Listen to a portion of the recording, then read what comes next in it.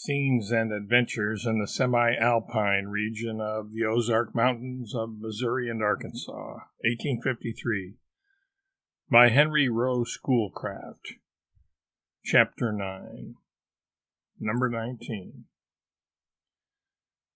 My stay, which I regarded in the light of a pilgrimage at the hunters' cabins, was now drawn to a close.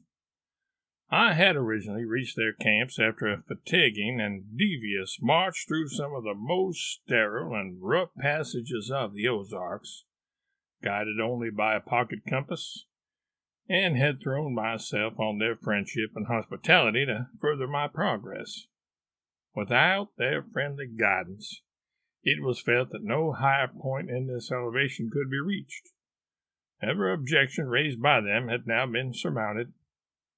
I had waited their preliminary journey for corn for their families, and my companion and myself had made ourselves useful by helping in the meantime to complete their cabins and improvements. While thus engaged, I had become tolerably familiar with their character, physical and moral, and may add something more respecting them. Holt, as I have before indicated, was a pure hunter, expert with the rifle and capable of the periodical exertion and activity which hunting requires, but prone to take his ease when there was meat in the cabin and averse to all work beside. He was of an easy, good-natured temper, and would submit to a great deal of inconvenience and want before he would arouse himself. But when out in the woods or on the prairies, he was quite at home.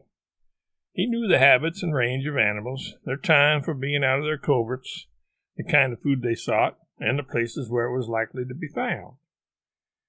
He had a quick eye and a sure aim, and quadruped or bird that escaped him must be nimble. He was about 5'8" in height, stout and full-faced, and was particular in his gear and dress, but in nothing so much as the skin wrapper that secured his rifle lock. This was always in perfect order.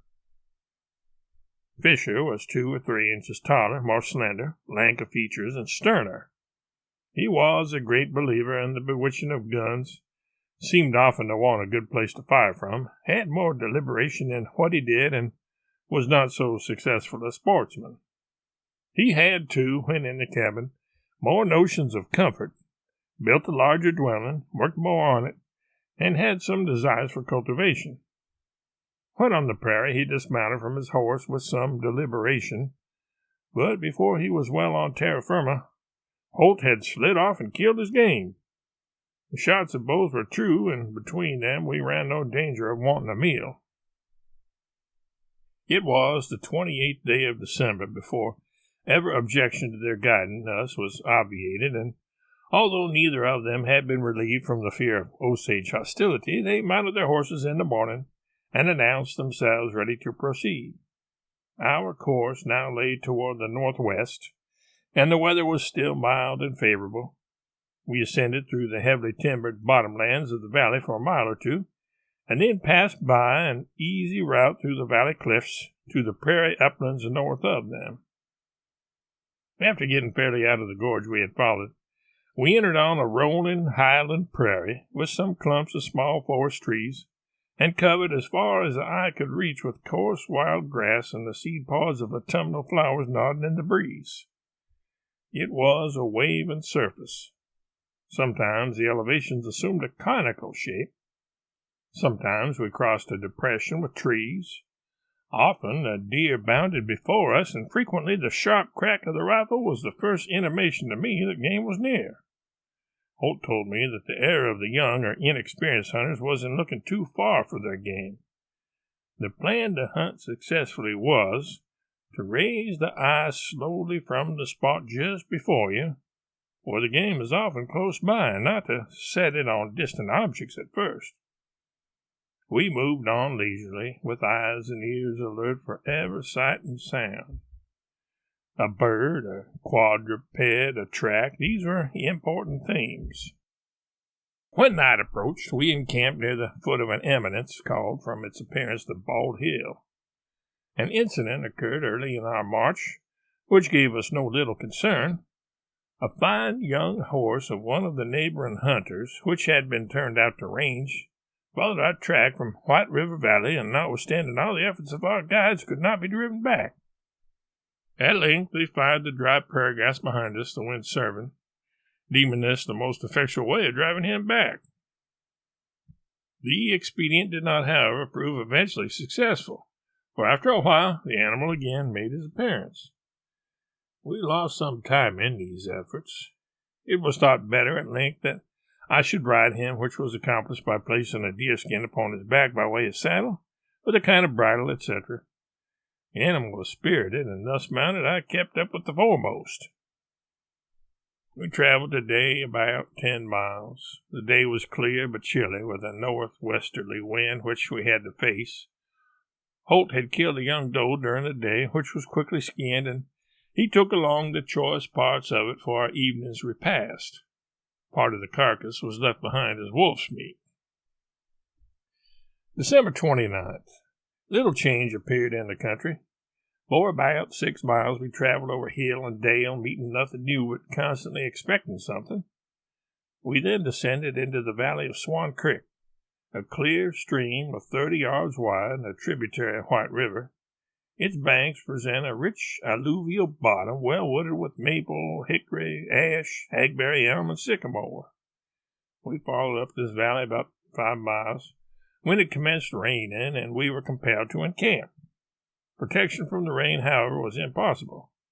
We gained some little shelter under the broad roots of a clump of fallen trees and limbs, and passed a most comfortless night, being wet and without a fire.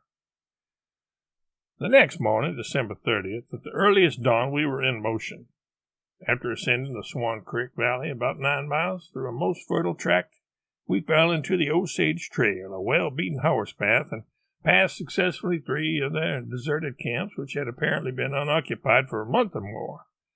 The poles and frames of each lodge were left standing, and made a most formidable show. The paths, hacked trees, and old stumps of firebrands showed that they had been deserted in the fall. The fear of this tribe now appeared to have left the minds of our guides. These encampments were all very large, and could probably each have accommodated several hundred persons. The form of the Osage Lodge may be compared to a hemisphere or an inverted bird's nest, with a small aperture left in the top for the escape of smoke, and an elongated opening at the side by way of door to pass and repass. It is constructed by cutting a number of flexible green poles, sharpened at one end, and stuck firmly in the ground. The corresponding tops are then bent over and tied, and the framework covered with linden bark. These wigwams are arranged in circles, one line of lodges within another. In the center is a scaffolding for meat. The chief's tent is conspicuously situated at the head of each encampment. It is different from the rest, resembling an inverted half-cylinder. The whole is arranged with much order and neatness, and evinces that they move in large parties, that the chiefs exercise a good deal of authority. The Osages are a tribe who have from early times been prominent in the southwest between Arkansas and Missouri. The term Osage is of French origin. It seems to be a translation of the Algonquin term Assingingan, or Bone Indians. Why? They call themselves Wasbashaw and have a curious allegory of their having originated from a beaver and a snail. They are divided into 2 bands, the Little and Great Osages, the latter of whom make their permanent encampments on the river Osage of the Missouri. The Ozarks appear from early days to have been their hunting grounds for the valuable furred animals, and its deep glens and gorges have served as nurseries for the bear. They are one of the great prairie stock of tribes who call God Wakanda. They are physically a fine tribe of men of good stature and courage, but have had the reputation among white and red men of being thieves and plunderers. Certainly, among the hunter population of this quarter, they are regarded as little short of ogres and giants, and they tell most extravagant tales of their doings. Luckily, it was so late in the season that we were not likely to encounter many of them. In searching the precincts of the old camps, my guides pointed out a place where the Indians had formerly pinioned down Team Friend, one of the most successful of the white trappers in this quarter, whom they had found trapping their beaver in the Swan Creek Valley. I thought it was an evidence of some restraining fear of our authorities at St. Louis that they had not taken the enterprising old fellow's scalp as well as his beaver packs. Life in the wilderness is dependent on contingencies, which are equally hard to be foreseen or controlled. We are, at all events, clearly out of the jurisdiction of a justice of the peace, and the maxim that we have carefully conned over in childhood, no man may put off the law of God, is but a feeble reliance when urged against the Osages or Pawnees. Deeming themselves now high enough up the Swan Creek Valley, my guides determined to leave it and turn their horses' heads up a gorge that led to the open plains.